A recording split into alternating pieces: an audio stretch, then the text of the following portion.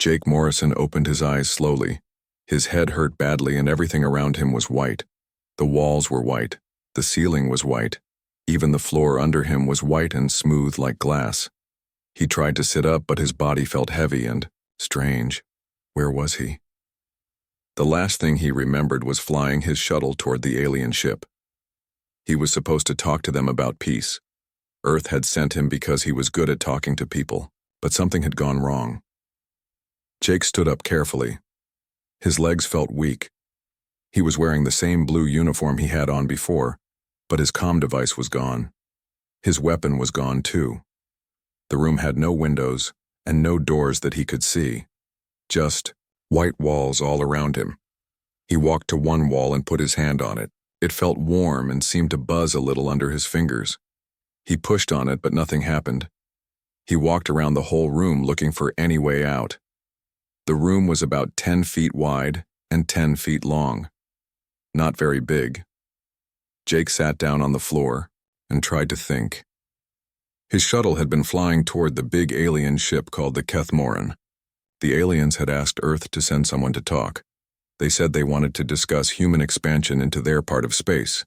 It was supposed to be a friendly meeting, but when Jake got close to their ship, everything went dark. Now he was here, in this white room. They had captured him. Suddenly, part of the wall became clear like glass. Jake could see into another room. A tall creature stood there looking at him. The alien was at least 8 feet tall and looked like it was made of blue crystal. Light seemed to move inside its body like water. It had no face that Jake could understand, just smooth crystal where a face should be, the crystal being moved closer to the clear wall. When it spoke, Jake could hear the words inside his head. The voice was cold and did not sound male or female. Human Jake Morrison. You are awake. Good. Jake stood up and walked to the clear wall. Where am I? Why did you capture me? I came here to talk about peace. You are aboard our ship. You are safe, but you are our prisoner. We know who you are and why Earth sent you. Then you know I came here to make peace between our peoples. The crystal being was quiet for a moment. Lights moved faster inside its body. You came here because your species is dangerous. We know about your weapons. We know about your military, ships. We know about the defenses you build around your colonies. Jake felt confused. Those are just for protection. Every species needs to protect itself. Protection from what? Human Jake Morrison? We have had peace in this galaxy for 1,000 years. 4 species work together in harmony. We have no wars. We have no weapons like yours. Yet humans build weapons of war and spread them across space like a disease. We build defenses because we have to. Earth has been attacked before. We almost died out many times. We learned to be ready for anything. The crystal being moved even closer to the wall. This is why you are here. The High Tribunal will question you. They will decide if humans are a threat to galactic peace. They will decide if your species should be allowed to continue expanding into space. Jake felt his heart beat faster. What do you mean? What will happen if they decide we are a threat? Your colonies will be removed. Your ships will be destroyed. Your species will be returned to Earth and kept there, forever. The words hit Jake like a punch. They were talking about destroying every human settlement in space. Millions of people lived on those colonies. Earth was overcrowded. Without the colonies, humanity would slowly die. You cannot do that. We have done nothing wrong. We are just trying to survive and grow like any species. Survival does not require weapons of mass destruction. Growth does not require military fleets. Your species thinks like predators, not like civilized beings. Jake put both hands on the clear wall. You do not understand us. You do not know our history. If you did, you would see why we act this way. Then you will have the chance to explain. The tribunal will question you for as long as needed. They will listen to your words. But know this, human Jake Morrison. The tribunal has studied your species for many years. They believe humans are too dangerous to be allowed freedom in space. The crystal being turned to walk away. Jake hit the wall with his fist. Wait. When does this questioning start? How long will it take? The being stopped but did not turn around. It starts tomorrow. It will take as long as needed. Some questioning takes 1 day, some takes many days. The longest questioning in our history took 5 days. That being was found guilty of war crimes and was executed. Jake felt cold. And if I convince them that humans are not a threat? Then your species will be allowed to continue. But few beings ever convince the tribunal to change their minds. They are very wise and they are rarely wrong. The wall became white again. Jake could no longer see the crystal being. He was alone in the white room. He sat down on the floor and put his head in his hands. Tomorrow he would face this tribunal. They had already decided humans were dangerous. They had already made up their minds. Jake had to change their thinking or humanity would be trapped on Earth forever. Worse, they might destroy the colonies and kill millions of people. Jake had been a diplomat for 10 years. He had solved disputes between countries. He had prevented wars. But this was different.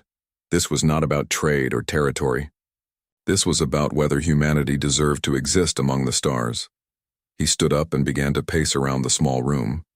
He had to think. He had to plan what to say. How could he make them understand that humans were not monsters? How could he show them that human caution and preparation came from wisdom, not evil? The room was completely quiet. No sounds came through the walls. Jake felt very alone and very small, but he was the only human who could speak for his entire species. Tomorrow, everything would begin. Jake woke up when the lights in his cell became brighter. He had slept badly on the hard floor. His back hurt and his neck was stiff. The white walls around him looked exactly the same as yesterday.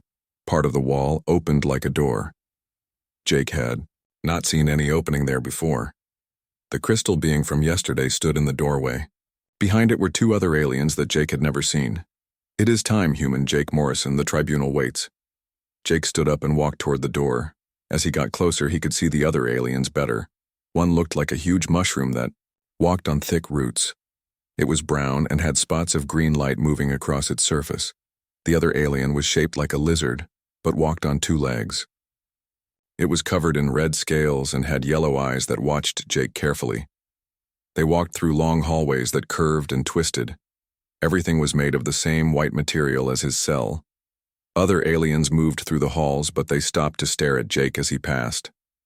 He had never seen so many different types of beings in one place. Finally, they reached a large round room. The ceiling was very high, and the walls were covered with symbols that glowed softly. In the center of the room was a circle of 4 chairs. Each chair was different, made for a different type of alien. "Sit there," the crystal being said. It pointed to a simple metal chair in the middle of the circle. Jake sat down.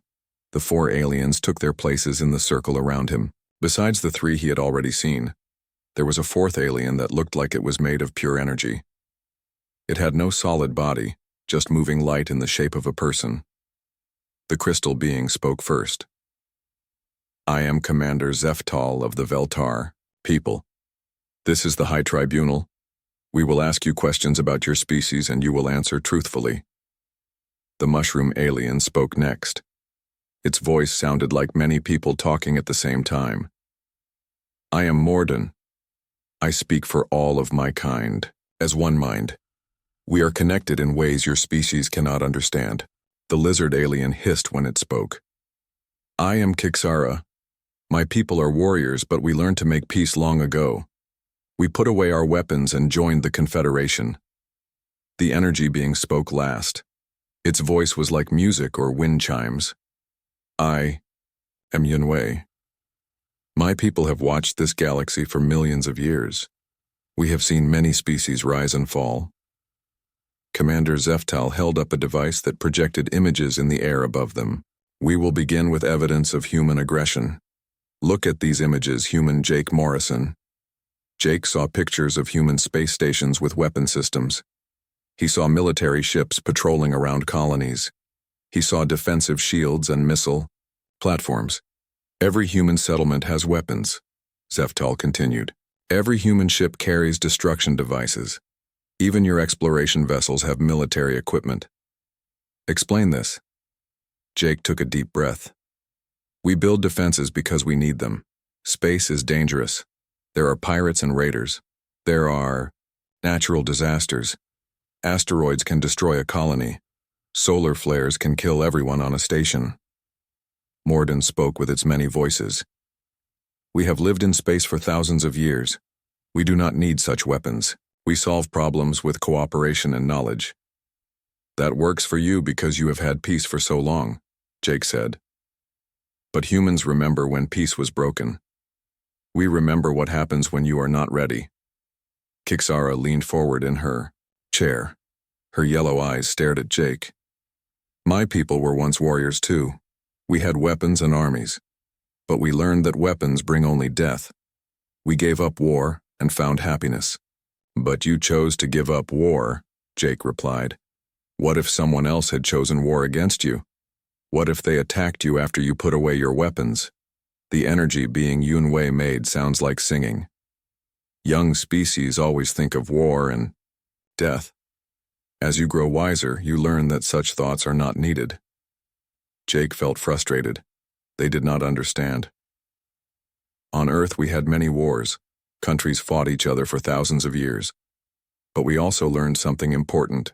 We learned that bad things happen when good people are not ready to fight back.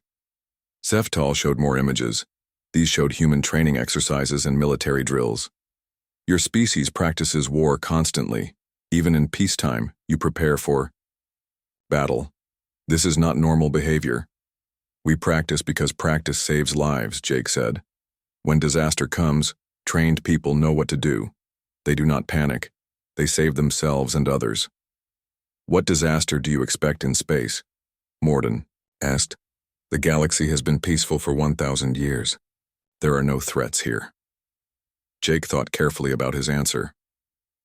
We do not expect any particular threat, but expecting nothing is dangerous. Humans learn to expect anything. Kixara made a hissing sound. This sounds like paranoia. You see enemies where none exist.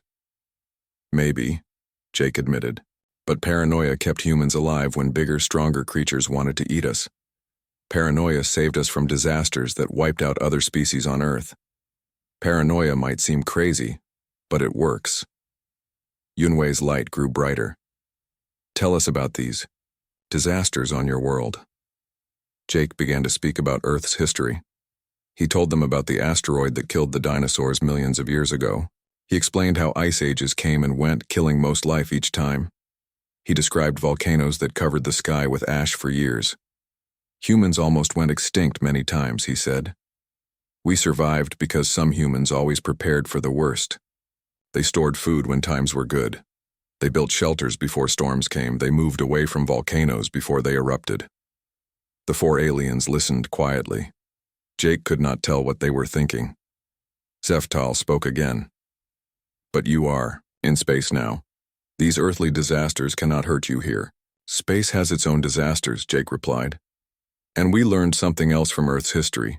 The species that survived were not always the strongest or the smartest. They were the ones who were ready for change. Morden's spots pulsed with different colors. You believe preparation for violence is wisdom? I believe preparation for anything is wisdom, Jake said. Including violence, but not only violence. We prepare for accidents, for equipment failures, for natural disasters, for attacks by pirates, for diseases, for food shortages. We prepare because we care about survival. The questioning continued for hours. Jake tried to explain human thinking, but the aliens seemed confused by human caution. They had lived in peace for so long that they could not understand why anyone would expect trouble. On the second day, Jake sat in the same chair facing the four alien judges. His body was tired, but his mind was sharp. He had spent the night thinking about what to say. The aliens did not understand human fear because they had never needed to be afraid. Commander Zeftal began the questioning again. Yesterday you spoke of disasters on your world. Today we want to understand why humans still act afraid when you are safe in space. Jake nodded. We act careful, not afraid. There is a difference. Let me tell you a story about my grandfather. The energy being Yunwei glowed brighter. We do not need stories, we need facts. Stories are facts about how people think, Jake replied. My grandfather lived through a time when Earth did not have enough food. Millions of people died of hunger. Even after the food came back, my grandfather always kept extra food in his house. He never forgot what it felt like to be hungry. Morden spoke with its many voices. This is living in the past. Your grandfather should have moved forward. But he was right to keep extra food, Jake said. Later in his life, there was a big storm that lasted for weeks. People could not get to stores. My grandfather had food when others did not. He shared it and saved lives. Kixara tilted her reptilian head. One good result does not prove this behavior is wise. Jake leaned forward. Let me tell you about something that happened just 50 years ago on Earth. A huge rock from space was heading toward our planet. It would have killed everyone. But humans had been watching the sky for rocks like that for many years. People said we were wasting money looking for threats that might never come. What happened? Zeftal asked. We saw the rock coming 2 years before it would hit Earth. We built special ships and flew them to the rock. We changed its path so it missed our planet. If we had not been watching, if we had not prepared, everyone on Earth would be dead now. The 4 aliens were quiet for a moment. Jake could see lights moving under Zeftal's crystal skin. Yunwei spoke softly. Your species fears what might happen instead of enjoying what is happening. We do both, Jake said. We enjoy good times, but we remember that good times do not last forever. Change always comes. Smart people get ready for change. Kixara made a low hissing sound. My people learned to stop thinking about war. It made us happier. That worked because your enemies also stopped thinking about war, Jake replied. But what if only you had stopped? What if your enemies kept their weapons while you threw yours away? The lizard alien's yellow eyes blinked slowly. She did not answer. Jake continued. Humans have a saying, hope for the best, prepare for the worst. We hope we will never need our weapons. We hope we will never face disasters. But if bad things happen, we will be ready. Morden's green spots pulsed faster.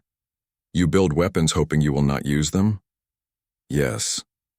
The best weapon is one that never gets used because enemies see it and decide not to attack. The best fire department is one that never fights fires because people are careful with fire. Zeftal projected new images into the air. These showed human children practicing emergency drills in schools. Even your young learn about disasters and fighting. We teach them to be safe, Jake said.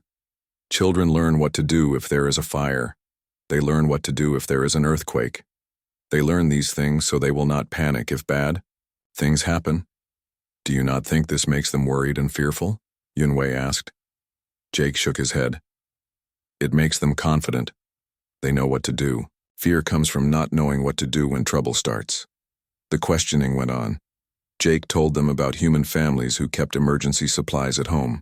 He explained how human ships always carried extra food and water for longer trips than planned. He described how human colonies had backup power systems and emergency shelters. Every human settlement has plans for evacuation, he said. Not because we expect to evacuate, but because smart people have backup plans. Kixara spoke slowly. You are saying that preparation is not about expecting trouble. It is about being ready if trouble comes. Exactly, Jake said. A human farmer plants extra crops not because he expects some to die, but because if some do die, he will still have food. A human pilot checks his ship twice not because he expects it to break, but because if something is wrong, he wants to find it before he flies. Morden's many voices sounded thoughtful. This is different from what we believed about your species. Jake felt hope for the first time since his capture.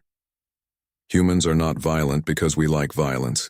We are prepared for violence because we have seen what happens to people who are not prepared. Zeftal dimmed the images. Tell us about a time when human preparation saved lives but did not involve fighting. Jake smiled slightly. 3 years ago, a human colony called New Boston was hit by a solar storm. The storm was much bigger than anyone expected. It knocked out all power and communications. Without power, the air recycling system stopped working. What did the colonists do? Yunwei asked. They used their emergency plan. Every building had backup air supplies. Every family had emergency food and water for 2 weeks.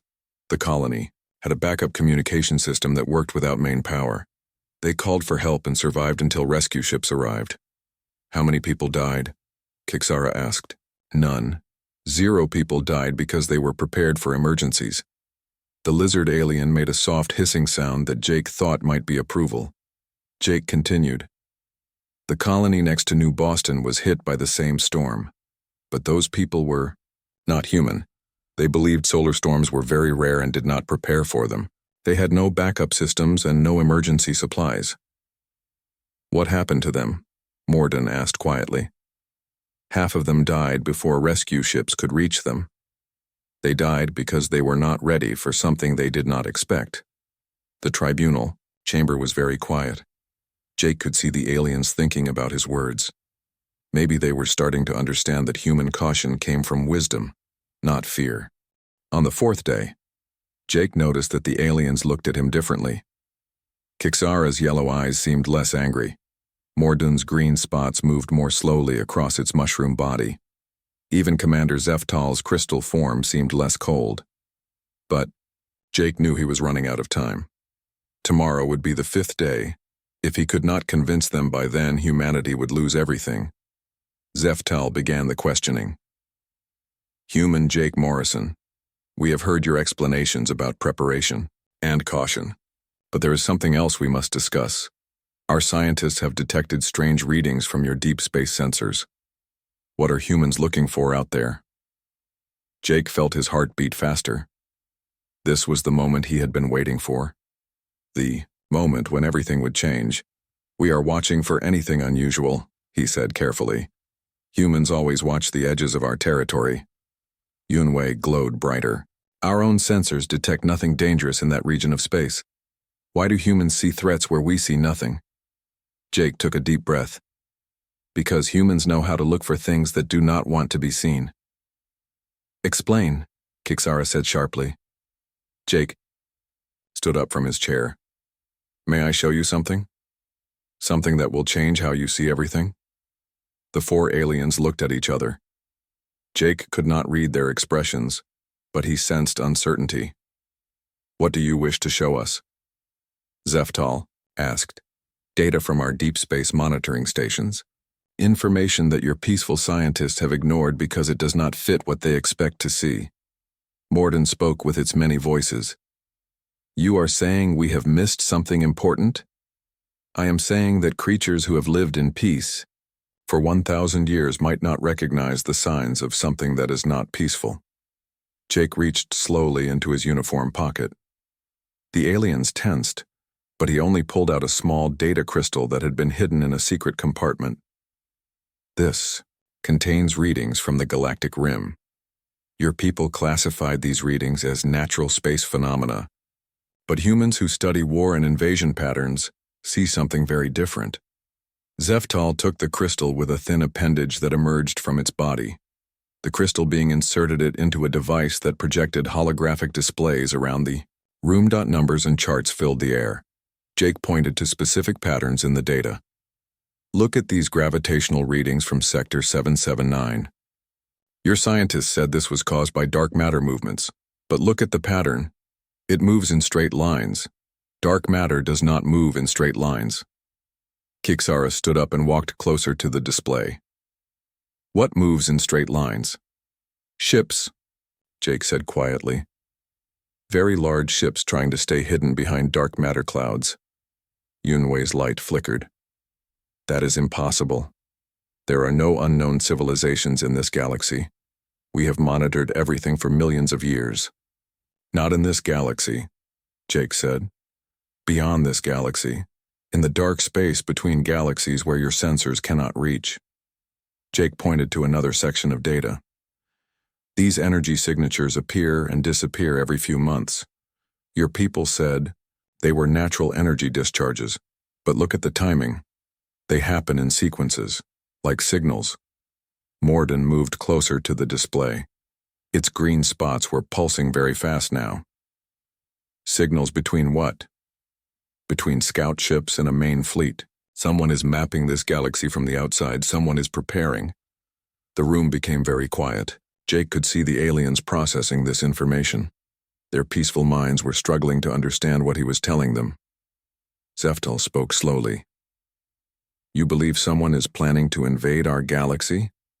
I believe someone has been planning it for a long time, and they are almost ready. Jake showed them more data. Star systems on the galactic rim have been going dark. Your scientists said the stars were reaching the end of their lives naturally. But 18 stars dying in the same region over 2 years? That is not natural. Kixara hissed loudly. You think someone is destroying star systems? I think someone is harvesting them, taking their energy for something big, something that needs a lot of power. Yunwei dimmed almost to darkness. If this is true, why did your species not tell us immediately? Jake sat back down in his chair. Because we tried. 3 years ago, human scientists sent reports to the Confederation Science Council. Your people dismissed our concerns. They said humans were seeing threats that did not exist. They said we were being paranoid again. Morden's many voices sounded distressed. We remember those reports. We thought humans were trying to create fear to justify their military expansion. We were trying to warn you, Jake said. But you could not hear the warning because you have forgotten how to think about danger. Zeftal moved to stand directly, in front of Jake. If you are correct, how long do we have? Jake looked at the data displays around them. Based on the pattern of star harvesting and the movement of the gravitational anomalies, I estimate 18 months. Maybe less. 18 months until what? Kixara asked. Until whatever is out there has enough power and information to begin a full invasion of this galaxy. The aliens stood in silence for a long time. Jake watched them absorb the reality of what he had told them. Their peaceful galaxy was not safe. Something vast and hostile was coming, and they were not prepared. Finally, Yunwei spoke. What do humans propose we do? Work together, Jake said. Combine your advanced science with human strategic thinking. Build defenses. Train for combat. Prepare for the worst while hoping we are wrong. Kixara made a sound that might have been laughter. Hope for the best, prepare for the worst. Yes, Jake said. Now you understand why humans think the way we do. Zeftal touched the data crystal again. Tomorrow we will present this information to the full Confederation Council. If they accept your analysis, everything will change. And if they do not accept it? Jake asked. Then we will learn in 18 months whether humans are wise or paranoid. Jake looked around at the 4 aliens who had spent 3 days questioning his every word. Now they were looking to him for answers. Either way, he said, I hope you will let humans help prepare for what is coming. The tribunal session ended. Jake was taken back to his cell, but this time, the aliens did not seem like captors. They seemed like people who had just learned that their safe, peaceful world was about to end. On the 5th day, Jake did not wake up in his white cell. Instead, he woke up in a large room with windows that showed the stars.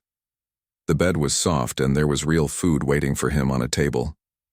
His uniform had been cleaned and his personal items were returned to him. Commander Zeftal entered the room, but this time it was not alone. The other 3 tribunal members came with it, along with several aliens Jake had never seen before. These new aliens wore symbols that marked them as high-ranking officials. Human Jake Morrison, Zeftal said. The Confederation Council has reviewed your data through the night. They have also sent new probe ships to the galactic rim to gather more information. Jake stood up from the table where he had been eating.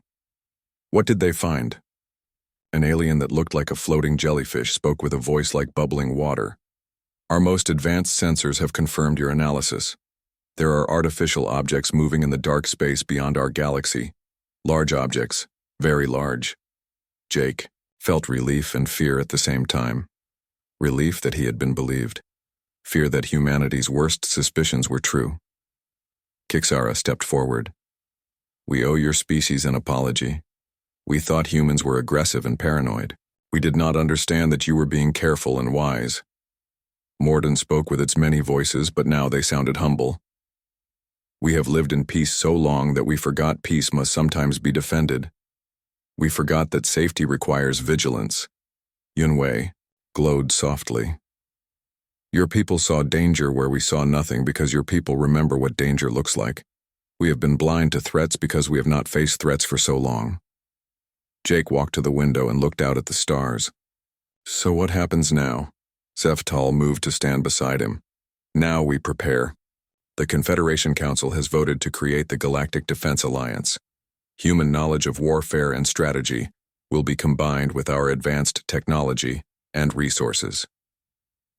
You are no longer our prisoner, the jellyfish alien said. You are our first human ambassador. Your species will help lead the preparation for what is coming. Jake turned back to face the room full of aliens. What about the charges against humanity? What about removing our colonies? Kixera made the hissing sound that Jake now knew was laughter. Those charges have been dropped. Instead, the Council has asked humanity to expand faster. We need more human settlements on the galactic rim to serve as early warning stations. We are also asking for human military advisors, Mordun added. Our people know science and engineering, but we have forgotten how to think about defense and combat tactics. An alien that looked like a walking tree spoke with a voice like wind through leaves. Human ship designs will be studied and copied. Your defensive technologies will be shared with all member species. Your caution will become our caution. Jake felt overwhelmed. 3 days ago, these beings had been ready to imprison humanity forever. Now they were asking humans to help save the galaxy. There is something else, Zeftal said. Our deep scans have revealed more details about what approaches. The objects are not just ships. They are weapons platforms, massive constructs designed to harvest entire star systems for energy.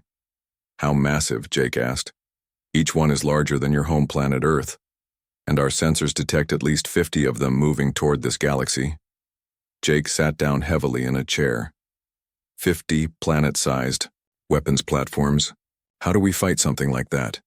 Yunwei brightened. We fight them the human way. We prepare. We build defenses. We create strategies. We make backup plans and backup plans for our backup plans. The jellyfish alien floated closer. Human military engineers are already working with our scientists. We are designing new weapons and defense systems. Your people call it thinking outside the box. We are also preparing evacuation plans for our most important worlds, the tree alien said. Another human concept. If we cannot defend everything, we save what we can and fight back later. Kixara walked to the window. My people gave up warfare 1,000 years ago, but my ancestors were great warriors. Human advisors are helping us remember those old skills while teaching us new ones. Jake stood up and joined her at the window. I hope we are wrong about all of this. I hope those things out there are peaceful explorers or traders. But we will be ready if they are not, Zeftal said. Mordun moved closer to the group. Humans have taught us that hoping for peace and preparing for war are not opposites. They are both part of wisdom. Jake smiled slightly. My grandfather would have liked that idea.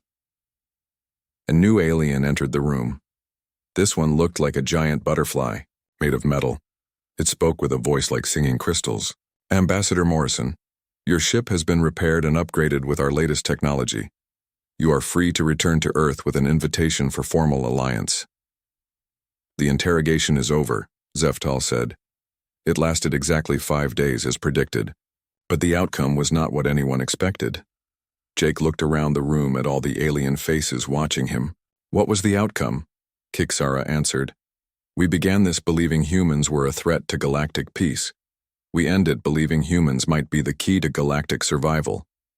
The tribunal found humanity guilty, Yunwei added. Guilty of being right when everyone else was wrong. Jake walked back to the table and picked up his communication device. I need to contact Earth immediately. We have a lot of work to do and not much time to do it. As Jake began composing his message to Earth, the aliens around him started making their own preparations. After 1,000 years of peace, the galaxy was going to learn how to fight again. And humanity, the species they had once considered too dangerous to trust, would teach them how. Outside the window, the stars looked the same as always. But Jake knew that somewhere in the darkness between galaxies, something vast and hostile was moving toward them. In 18 months, maybe less, the peaceful galaxy would face its greatest test. But this time, they would be ready. This time, they would survive. Because sometimes being paranoid is not paranoia. Sometimes it is just being smart. Jake finished his message and sent it toward Earth. The real work was about to begin.